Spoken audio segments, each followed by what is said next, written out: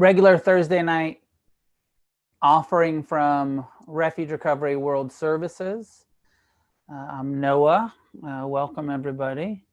And just as a reminder, as a point of clarification, this is not a Refuge Recovery meeting. Refuge Recovery meetings are peer-led with rotating leadership. This is actually a teacher-led, since I am the founder and I wrote the book. I decided that we would offer from the nonprofit a group each week where we go through the book and we talk about refuge recovery. But this is much different than what you are used to doing, which is going through and discussing it together in a peer-led space. So just as a point of clarification. I started saying that because a couple people told me that they were coming to my refuge meeting on Thursday nights, and I just wanted to make sure everybody knows that the refuge meetings are different and are much better than this. So we're actually coming to the end of the guided meditations. We have Appreciative Joy tonight and Equanimity next week, and then we'll continue Thursdays for a while, but maybe we'll go back through the book a bit, or just shift into some other topics. And but I'm happy to be doing this as long as people are showing up and benefiting from it. I'm happy to continue donating my time to the Sangha. And again, welcome. So let's just jump into meditation, and I'll lead the meditation right out of the book. This is towards the end. It starts on page 266, and then we will have some discussion about how this applies to our recovery after the meditation. So find a way to sit upright, relaxed.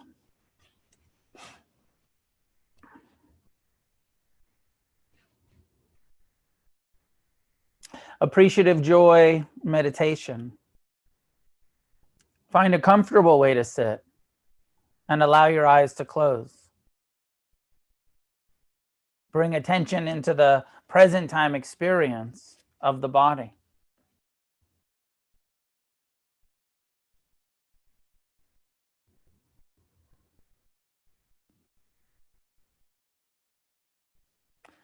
Relax any physical tension that is being held in the body by softening the belly. Relax the eyes and jaw, and allow your shoulders to naturally fall away from the head.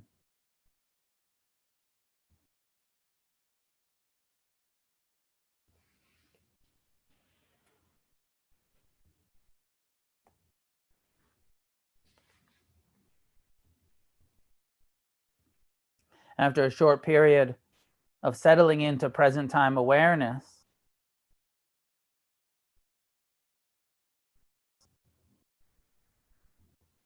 begin to reflect on your deepest desire for happiness or freedom from suffering.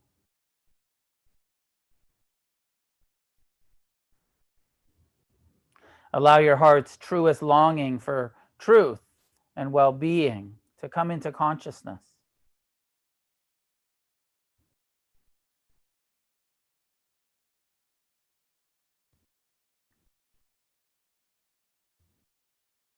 With each breath, breathe into the heart center the acknowledgement and appreciation of the joy and happiness you have experienced in your life.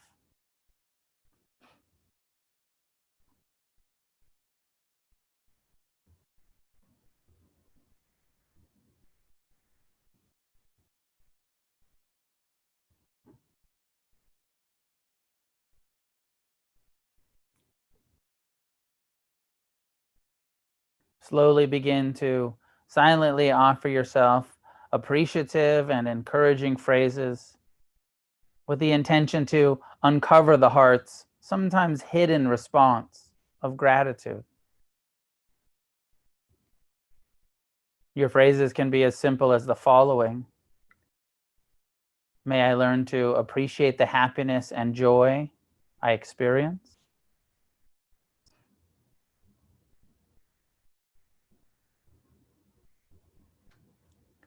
May the joy I experience continue and grow.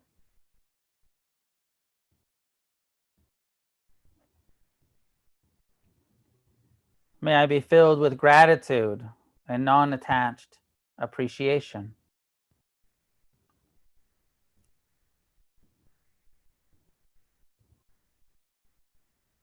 If those phrases do not mean anything to you, create your own words to meditate on. Find a few simple phrases that have an appreciative intention and simply begin to offer those well wishes to yourself.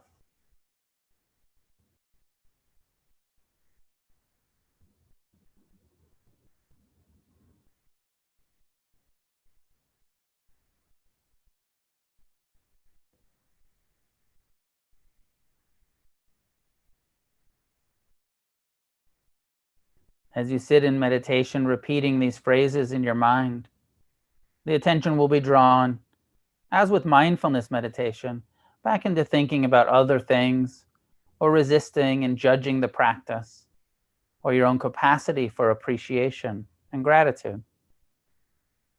It takes a gentle and persistent effort to return to the next phrase each time the attention wanders.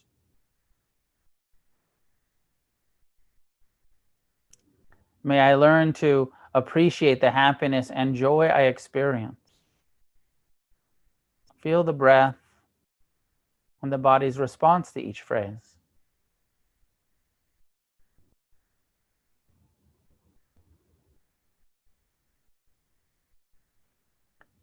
May the joy I experience grow. Notice where the mind goes with each phrase.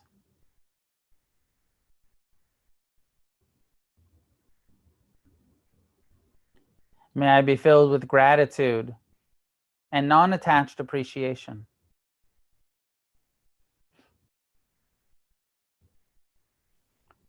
Allow the mind and body to relax into the reverberations of each phrase. Simply repeat these phrases over and over to yourself, like a kind of mantra or statement of positive intention.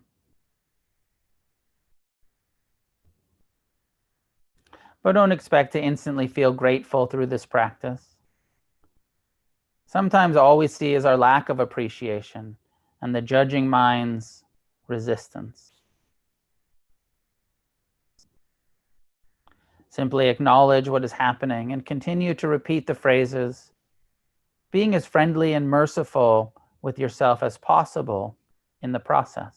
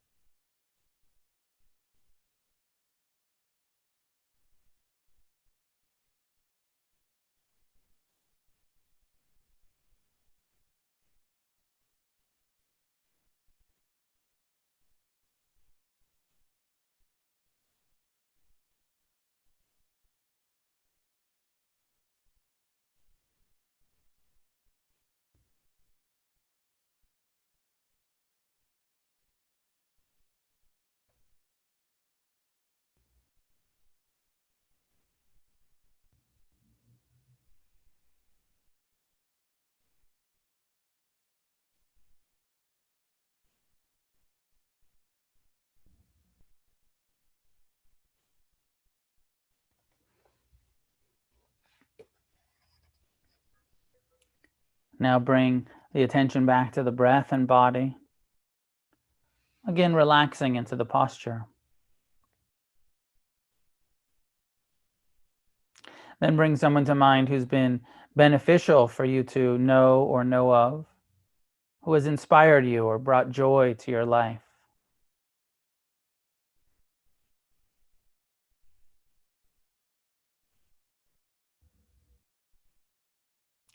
Recognize that just as you wish to be happy and successful in life, and that your benefactor too shares that universal desire to be met with encouragement, support, and appreciation. Begin offering him or her the phrases. Slowly repeat each phrase with that person in mind as the object of your well-wishing.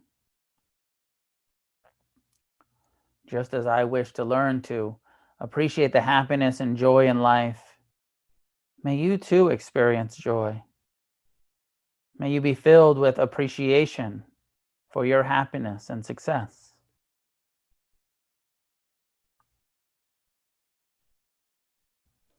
May your happiness and joy increase.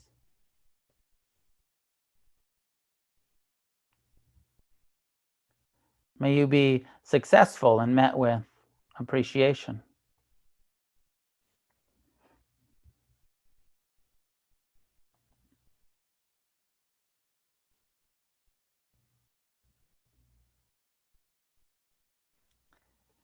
Continue offering these phrases from your heart to your benefactors. Develop the feeling of appreciation in relation to the joy and success of others. When the mind gets lost in a story, memory, or fantasy, simply return to the practice. Begin again, offering appreciation and gratitude to the benefactor.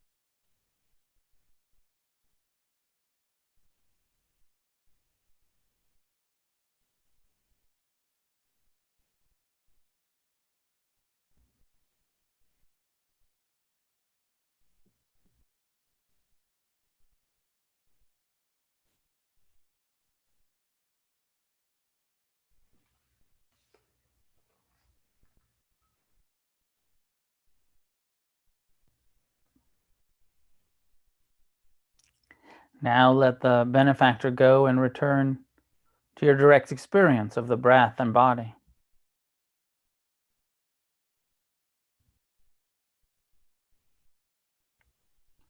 Pay extra attention to your heart or emotional experience.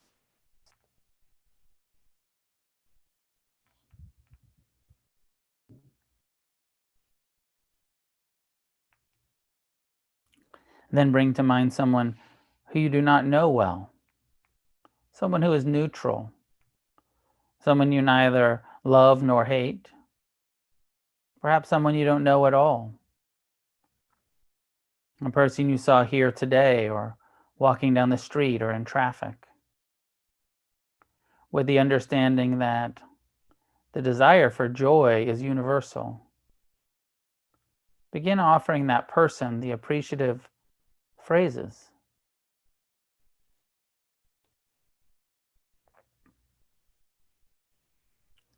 May your happiness and joy increase. May the joy in your life continue and grow. May you be successful and met with appreciation.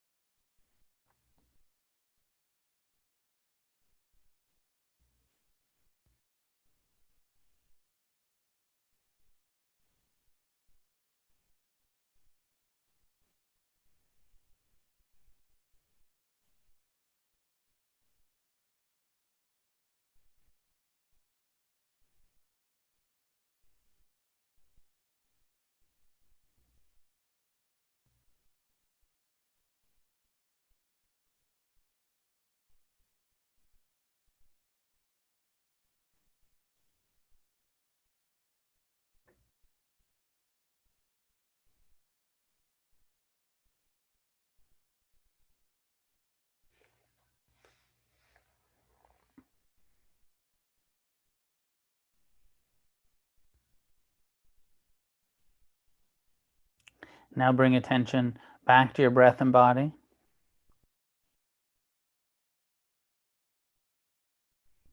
Then expand the practice to include family and friends toward whom your feelings may be mixed, both loving and at times difficult.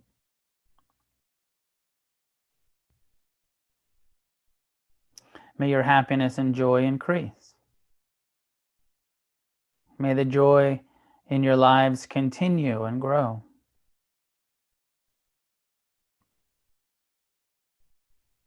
May you be successful and met with appreciation.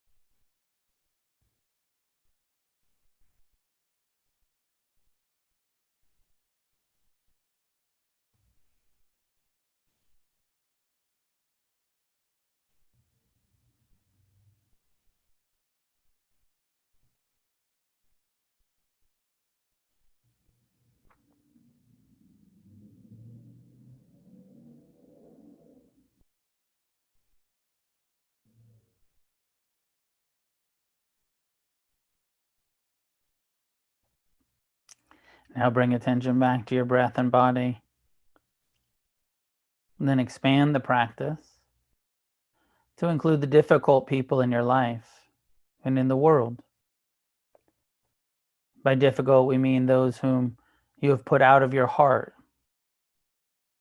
those towards whom you feel jealous or hold resentment.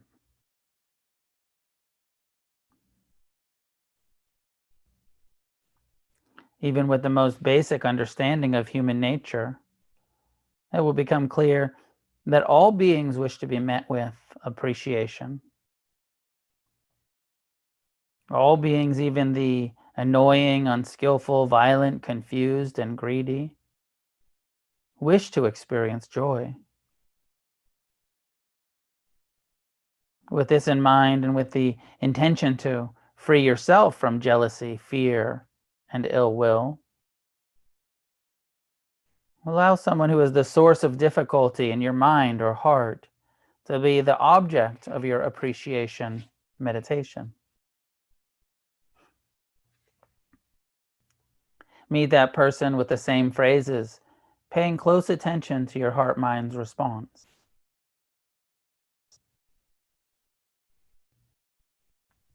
May your happiness and joy increase.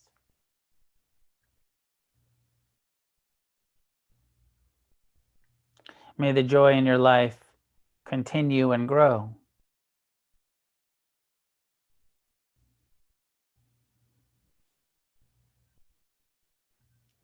May you be successful and met with appreciation.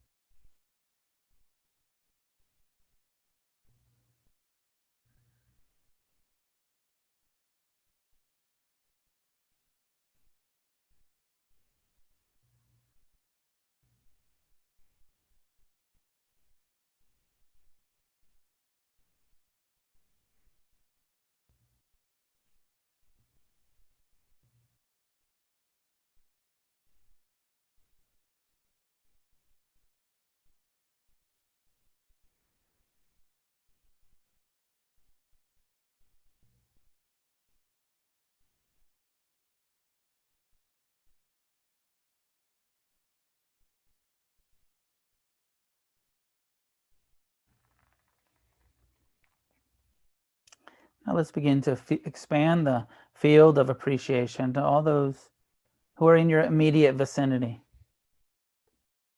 Start by sending phrase of appreciation to everyone in this Zoom room with us.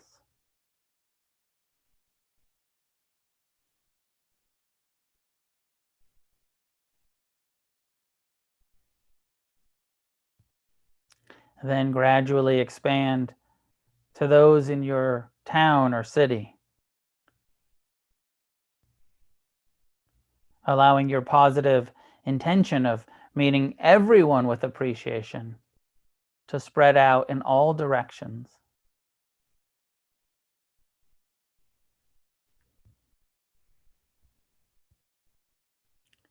Imagine covering the whole world with these positive thoughts.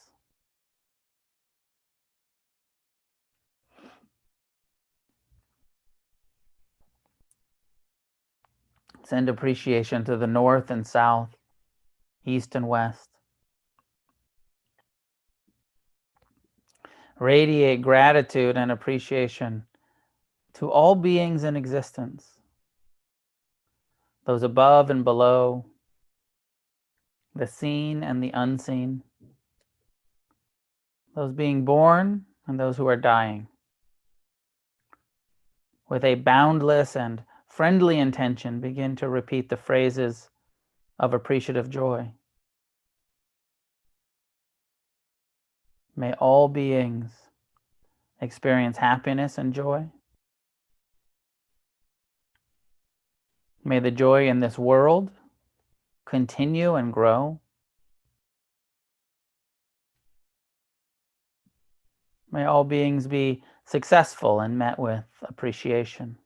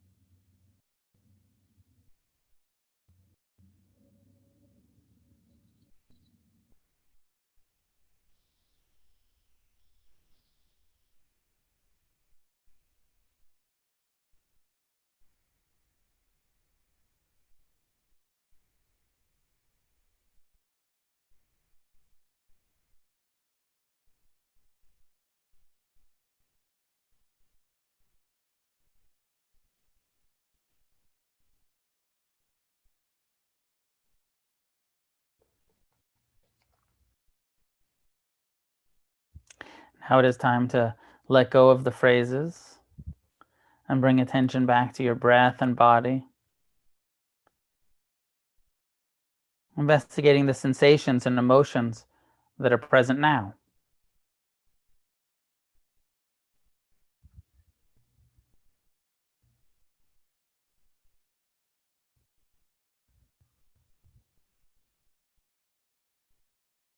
Then, whenever you are ready, allow your eyes to open and your attention to come back to your surroundings.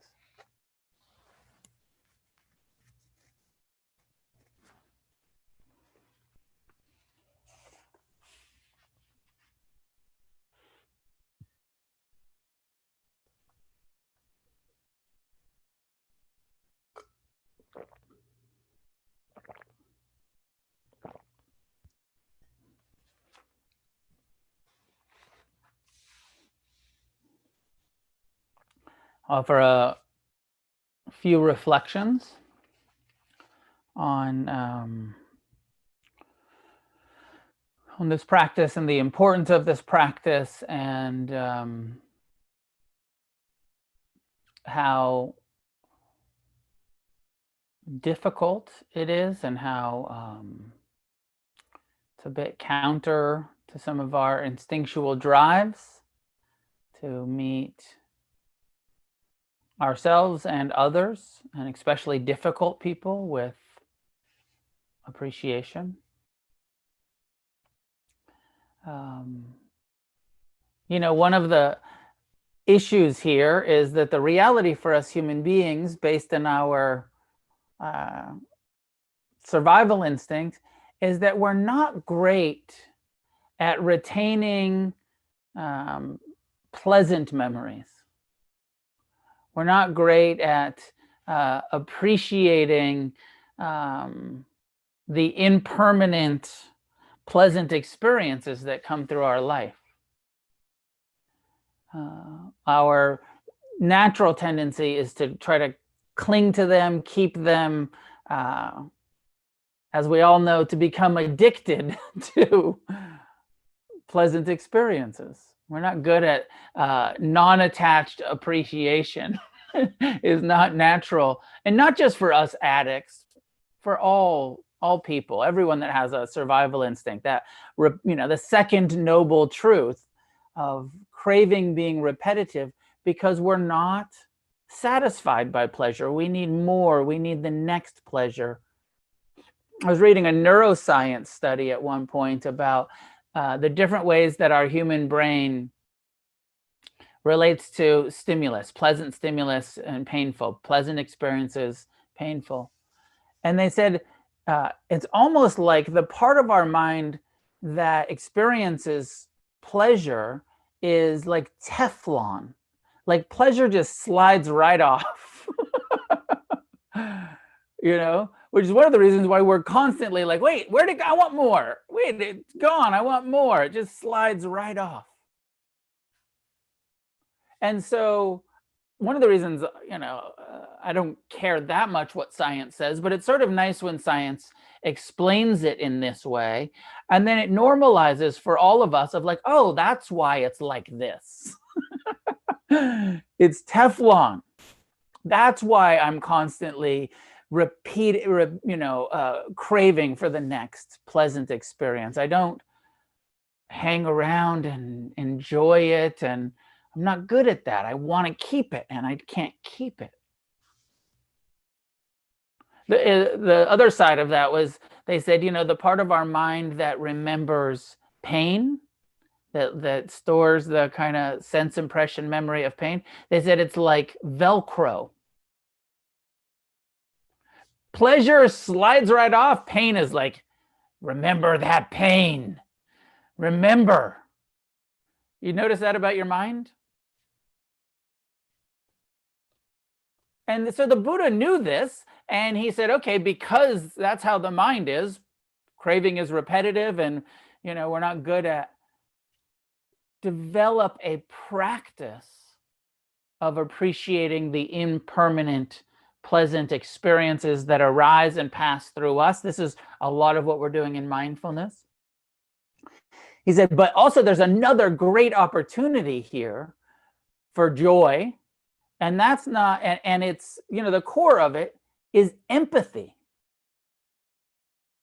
Is getting out of our self-centered, I, me, mine tendencies and opening to each other, opening to the world, opening to the connections that we have with empathy. Sometimes this practice, I chose to call it appreciative joy in this context. Sometimes it's translated as empathetic joy, sympathetic or empathetic joy. Most of the time, I think about empathy as in the realm of compassion, empathizing with somebody who's having a difficult time, caring about somebody who's suffering, empathy for our friends that are, for the world.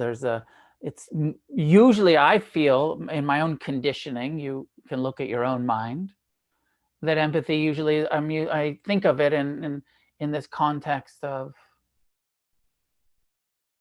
towards stuff that's difficult, that's painful. But the reality is, empathy means feeling with. And so if somebody is in pain, empathy is feeling their pain with them. That's part of what compassion is. Being open, feeling with. But when there's joy, and there's a lot of fucking joy around, if you look for it, if you're paying attention, empathy means feeling someone else's joy. Appreciating and feeling and enjoying, celebrating, whatever we want to call it, someone else's happiness, your friends, the stranger on the street, I heard at one point that like some of the most heavily kind of watched the viral are like children laughing, or, like there's part of us that like just, like when you see a baby laughing or feels so good. I love that. Just like empathizing with, funny cat things or children or whatever it is that brings you a bit of joy. It's why we watch comedies or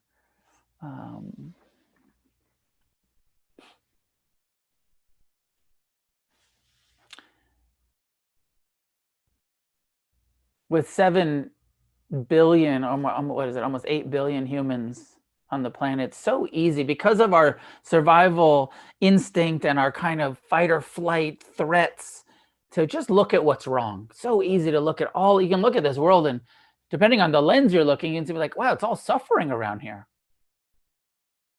And first noble truth is true. There's a lot of suffering. Everyone has some. But, the first noble truth, 2.0 is that also everyone experiences joy. Everyone experiences suffering. Also, everyone experiences some level of happiness. Pain is unavoidable. Pleasure is also unavoidable.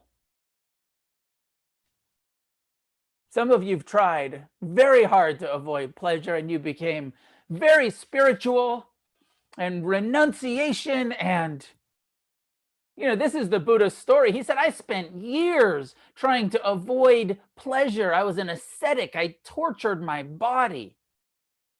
But I couldn't avoid, not only couldn't I avoid pleasure, because sometimes the sun would hit me just right in the forest and it just felt so good. He said, but also, no matter how much I avoided pleasure, it didn't get rid of my craving for pleasure. I still wanted it. So this is the awakening that he had and that we're going for in our recovery. It's so tricky for us as addicts because, those, of course, the substances and behaviors that started out as pleasant experiences that turned into the cause of our, extra suffering in our life. And so many of us can become very cautious about like, oh, I better not, that's kind of pleasant. I might get addicted to that, which is true. So we have to be a bit cautious around how we indulge in pleasure. But there's nowhere that recovery or Buddhism, the Dharma, is telling us to avoid pleasure. It's about developing this skill, this awakened quality of non-attached appreciation to appropriate pleasures. And it's difficult, and we are, finding that balance. Well, I want to say one other thing, and then that can throw a lot of us off here. I'm like, well, because this is also the opposite of empathy. Opposite of jealousy. It is empathy. It's empathetic, empathizing with each other's happiness. It's the opposite of jealousy, that kind of self-centered, I feel threatened by your success, by your happiness, by your abundance, whatever it is. But it can throw us off because there's the word success in the practice.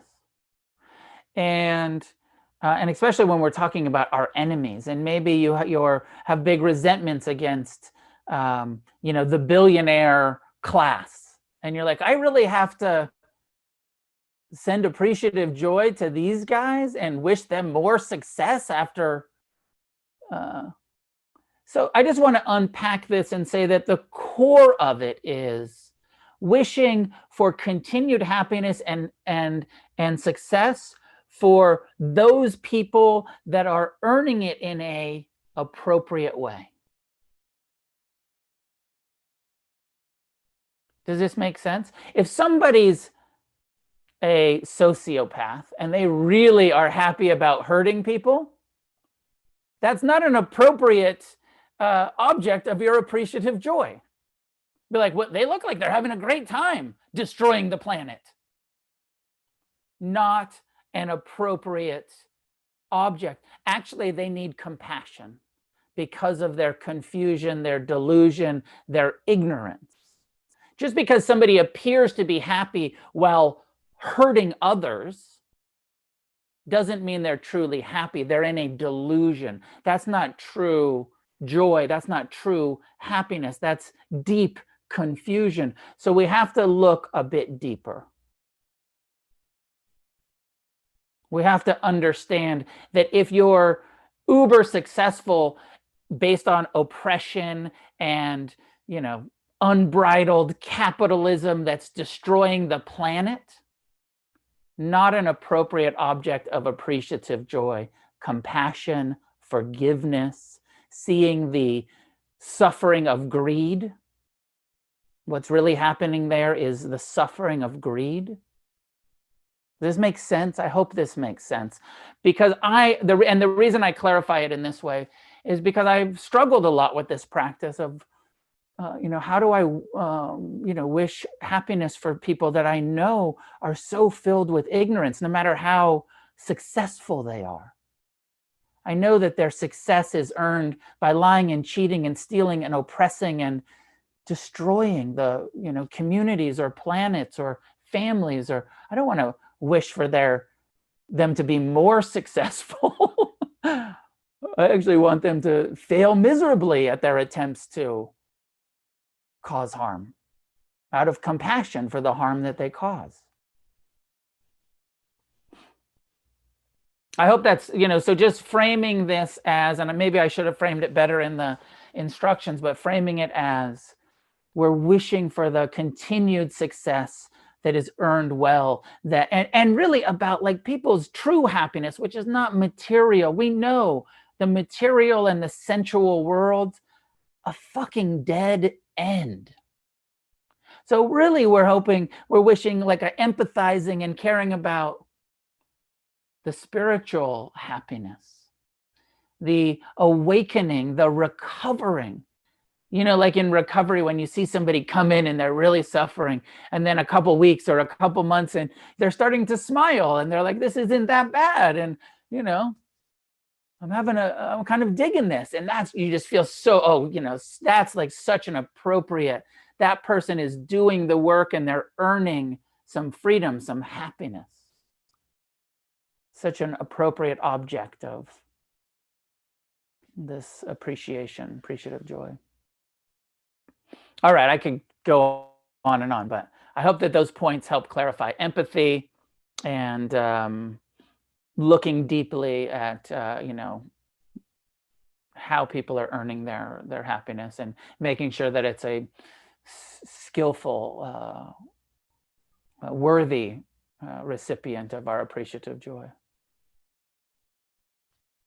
Questions, comments, clarifications?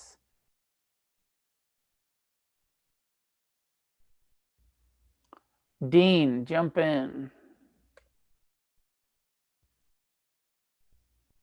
You should be able to unmute yourself. Yeah, I just unmuted. Yeah. So I have a question regarding, excuse me, I guess I would call it a sense of guilt. When you see so many people suffering and you are empathetic to their pain, but you yourself are in a period of joy and satisfaction and serenity, and you feel like you don't deserve it, that other people deserve it more than you. How do you address that?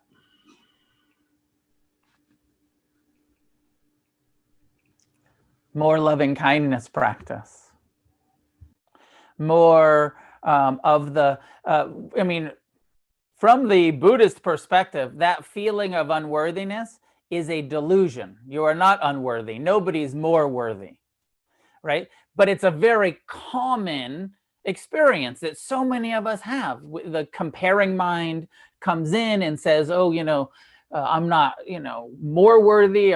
Maybe I'm less worthy, especially as addicts with a history of wreckage. We're like, well, I did all of this terrible shit and now I'm happy. And these people seem like good people and they're suffering so much. And so it's natural for there to be some of that, but it's confusion from the Buddha, So that's why my first answer, more loving kindness. The more that we send that and internalize, may I be at ease, may I be happy, may I be free from suffering. I wish, there's the place where the Buddha says we could search the whole world and never find anybody more worthy than ourselves.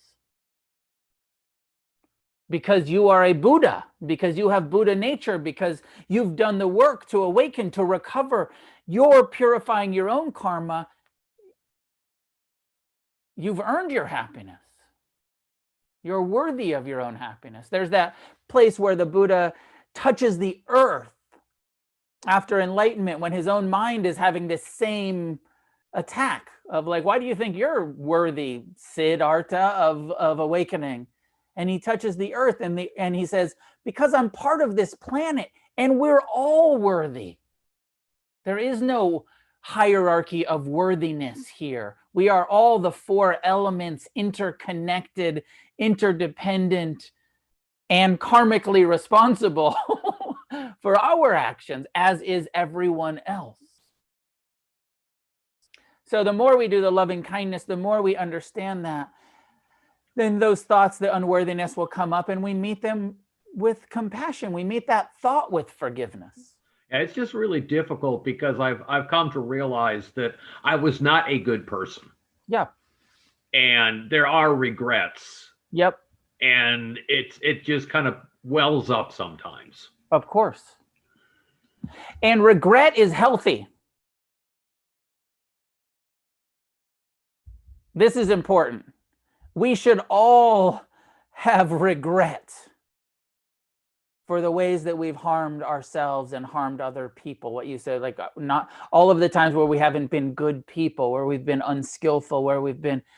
Regret is the absolutely appropriate feeling when we cause harm to each other or to ourselves. No matter how awakened we get, how recovered, how I don't think it takes away the regret. Just as forgiveness and compassion doesn't take away the pain, just the hatred of the pain.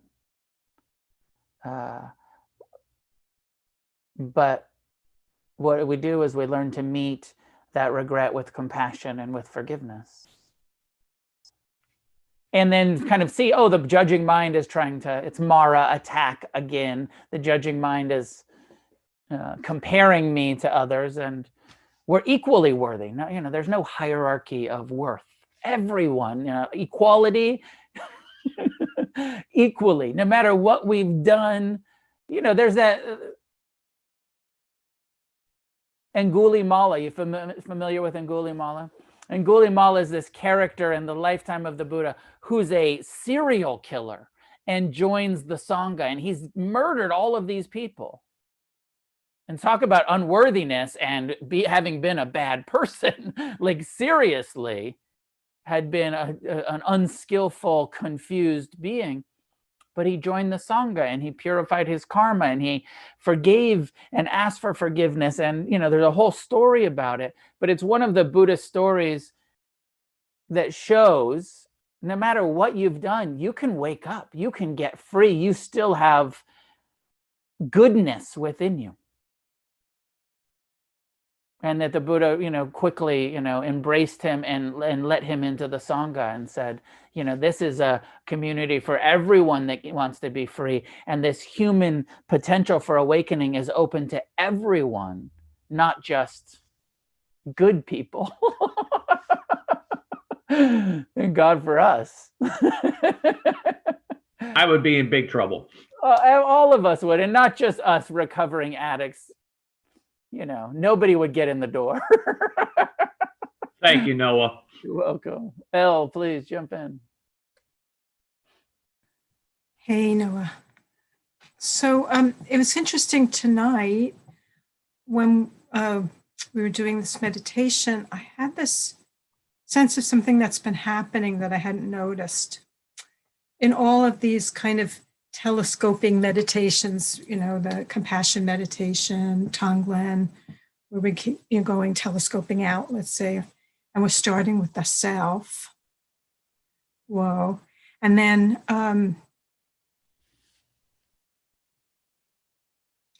that I had this sense of like if my husband were in those categories, all of them, except for the self one, that I'm not entailed in his happiness. So when you mentioned conditioning before, we're so conditioned to feel responsible for other people's happiness, to do the right thing, to shape ourselves for their happiness.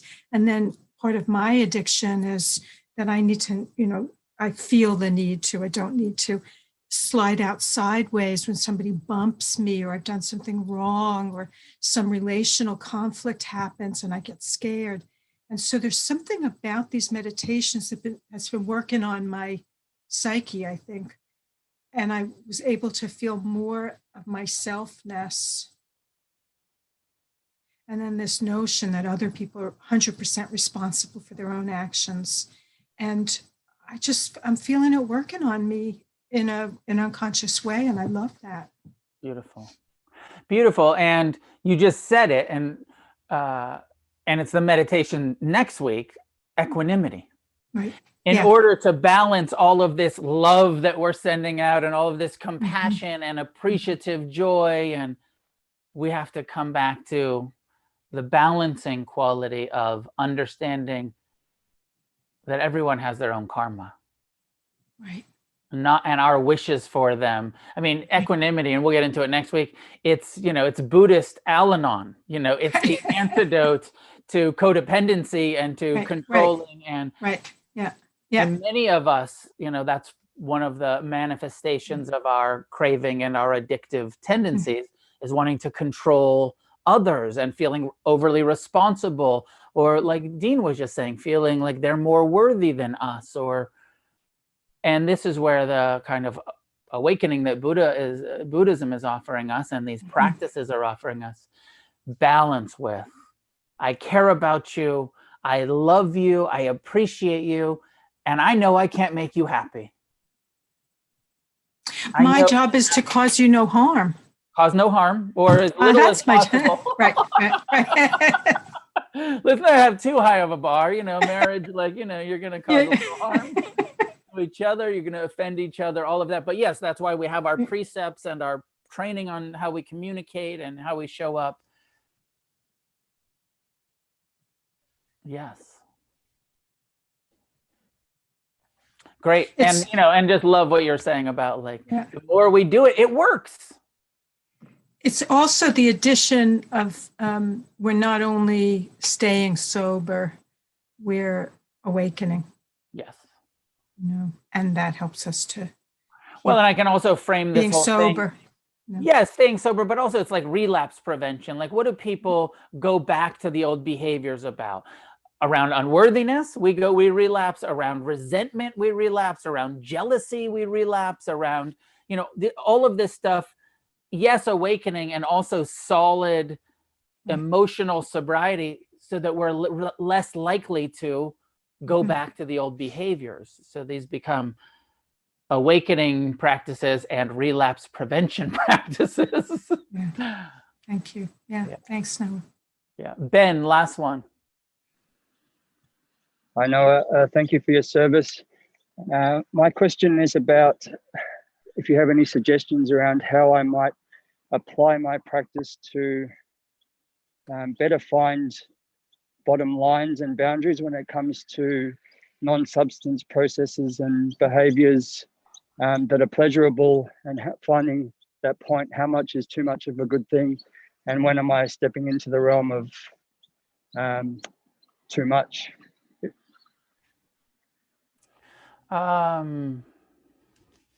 It's a great question. It's important for every single one of us, and there's no way for me to answer it. I mean, I guess the answer is we just have to bring awareness to am I suffering about this? Am I causing harm to myself or to someone else? Like Elle was just saying, like, but it's only the individual can answer. Has this become a repetitive cycle that I'm now creating suffering for myself or someone else about? You have to know that. Only you can know that. I mean, sometimes people around us know it even before we know it. I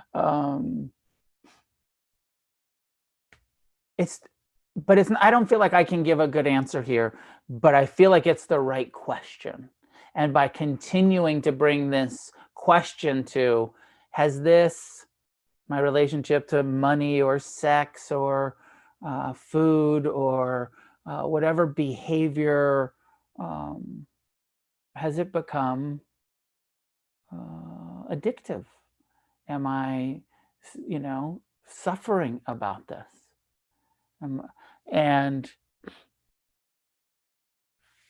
And then check in with other people that have experience with it. It's a lot of what we're here for the Sangha, and talking to people and telling people the specifics, not here in the group, but, taking people aside and saying, hey, this is what my behavior is like, and this is what it feels like, and I'm looking for some support around it.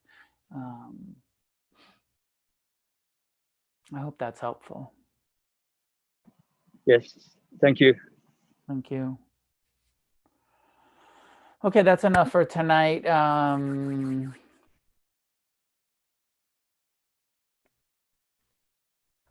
Next week, equanimity, which is the, as I just said, the balancing factor of these heart practices.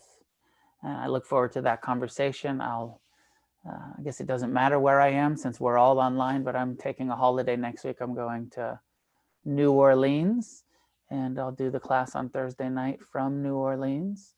And I'll see you guys next week on Thursday.